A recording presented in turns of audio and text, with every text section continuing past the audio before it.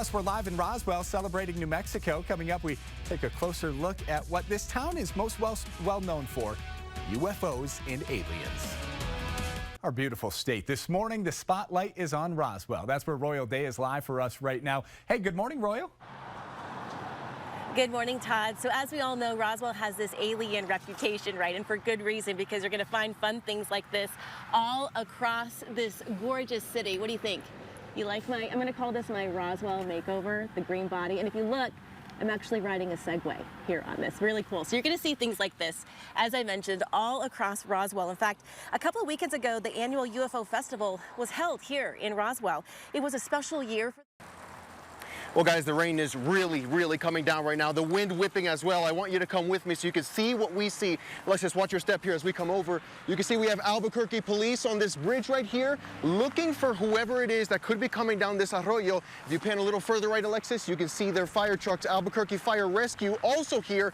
And just further down, we have rescue crews posted at 3 different north diversions. This is the one on Montgomery. So you can see just between this pole and between this little APD station here, rescue crews waiting for the man, whoever it is, the man or woman coming down this arroyo. Now, it isn't confirmed that this is a rescue. We're going to keep you updated as we get more information. For now, I'm live in Albuquerque, Angel Salcido, KOAT Action 7 News.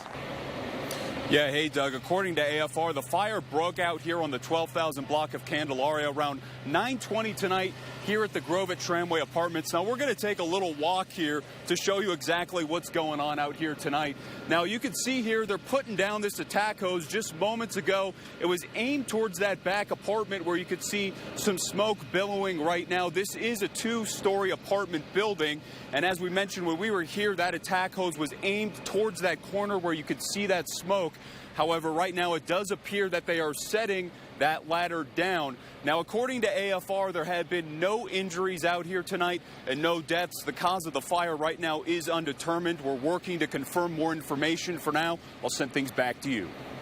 Tonight, the urgent hunt to find who's behind a string of killings in Albuquerque's Muslim community. The FBI assisting local law enforcement. It had nothing to do with Sunni or Shia faiths. New Mexico's Muslim community standing together on Friday. We have never had to identify ourselves as Shia or Sunni. We have always been united. To denounce the rumors that Shia-Sunni conflict is behind the deaths of 4 Muslim men. We buried 2 people on one day, last Friday. 2. One was a Sunni Muslim and one was a Shiite Muslim, side by side. Ahmad Assad is the president of the Islamic Center of New Mexico. He says Muhammad Ahmadi, who was killed in November, was a member of the Shia community. Aftab Hussein, who was killed in July, was also a Shia. Muhammad Afzal Hussein, who was killed on August 1st, was a member of the Sunni community.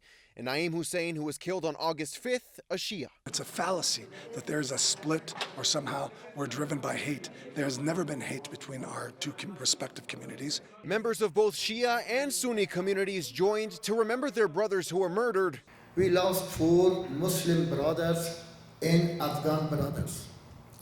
It was not easy for us. And to display what they say their faith teaches them, unity. Will we be like an arrow with a 100-pound weight on it and try to launch it and it falls to the ground? Or will we be free with an arrow that soars to the sky? Whether there's somebody that's a Sunni or Shiite has nothing to do with it. Justice is justice, and that's what we believe. And Harvest Day is a good feeling. A dear New Mexico tradition most people look forward to is finally here. You guessed it, hand-picking fresh roasted green chili season is upon us. You can see your hard work, your efforts now are paying off. But with the rush of floodwaters and heavy rain these past few weeks from monsoon, we've been through so much. There's so many hurdles in front of you, and you never know what's going to come in front of you. Glenn Duggan says it's been tough getting those crops off the ground. Chili does not like extra water. Duggins is a local farmer of 38 years in Socorro County. He says this time of year has been challenging. We need the monsoons to flow the river, but if there's extra activity in monsoons, a lot of times what will happen is you just irrigated and now it's going to rain for a week. And chili does not like water, and it will actually die. Lack of labor is a big concern too. We have gone from 38,000 acres down to about 7,000 acres in this state. Duggan says it's not your typical day job, but it's rewarding. The sun's beating on you, You might get an ant bite. You might grab a hold of a rattlesnake instead of a chili. It's tough work. These men are tough. Look at them.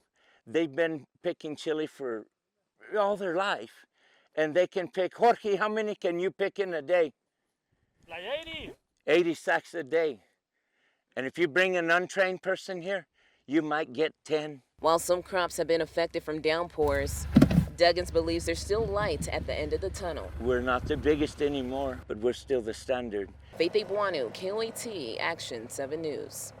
Around 50 days. That's how long the Gallinas Reservoir is expected to last. The Gallinas River is our lifeline to Las Vegas. It's where people in Las Vegas get most of their drinking water. The damage is vast. The damage is way more than we ever expected to see. Mayor Luis Trujillo says it's all from the Calf Canyon Hermit's Peak burn scar. We knew that we were in trouble because the fire was in our watershed. Monsoon rains are flooding the burn scar and bringing burnt debris down and into the river, contaminating it. It's everything from pine needles that burned on the ground to trees, partial trees, rocks, boulders. This is all silt that I'm standing on, and it was all brought here by the Calf Canyon Hermit's Peak burn scar into the Gallinas River. Now, normally, they wouldn't even have this much water coming this far down the river. And Mayor Trujillo tells me since it's so contaminated, you can see just how bad it is right now. They have to let all of the water go to waste. We are not able to take that water off and put it into storage at this time, even though it's been raining here almost every day. And Mayor Trujillo says this isn't just a problem for this year. So now they're looking for answers. We're working with a consortium of at least 400 people just to help us find solutions for our drinking water. We're very strong-willed. We will overcome this, and we will survive this terrible mess. In Las Vegas, Angel Salcido, KOAT, Action 7 News.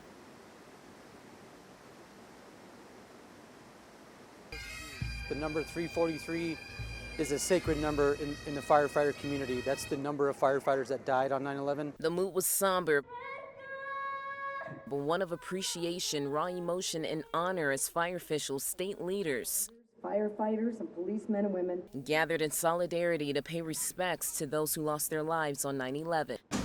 Albuquerque Fire Rescue did a 110-story stair climb to honor first responders who sacrificed their lives that day. The reason we do what we do today is climb those 110 stories is to complete that climb that those firefighters couldn't complete that day in a manner of which they were going to help and save complete strangers. And that's the very essence of what we do every day. Bernalillo County Fire Rescue held their fallen firefighters 9/11 memorial to pay tribute to the 343 fallen firefighters. 1 minute for each of the 343 fallen firefighters. We hold this date at the highest regard for those that died serving and giving their lives to the public. Every day we risk our lives, but that level was above and beyond what we normally would experience. Governor Michelle Lujan Grisham says it's a day we can never forget. I want every New Mexican to just take a moment. Don't forget, really value the men and women who put us first, and let's recognize that every state, including New Mexico, really needs to remember that we need the world to take notice. Being attacked on our own soil, we will never forget, and we will stay unified. Faith Buanu, KOAT, Action 7 News. You know, I wanted to do something that was, you know, a little bit outside the box, you know, in terms of thinking. And so we decided to try and get together a bunch of the local cars. It's kind of a group of guys that all talk when it comes to decorating the cars. And we've invited several of them over. They accepted, and so we've got them here. We've got them at several of the houses in the neighborhood now on the weekends. As people cruise the neighborhood looking at Christmas lights, they see it and then they want to join as well, and so they start joining us and doing the same thing. So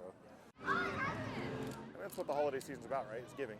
And we like to give to the community and the neighborhood and bring as much joy as we can. And this whole neighborhood is like this. You know, it's almost every single house in here does something unique to, you know, draw people in and to bring joy.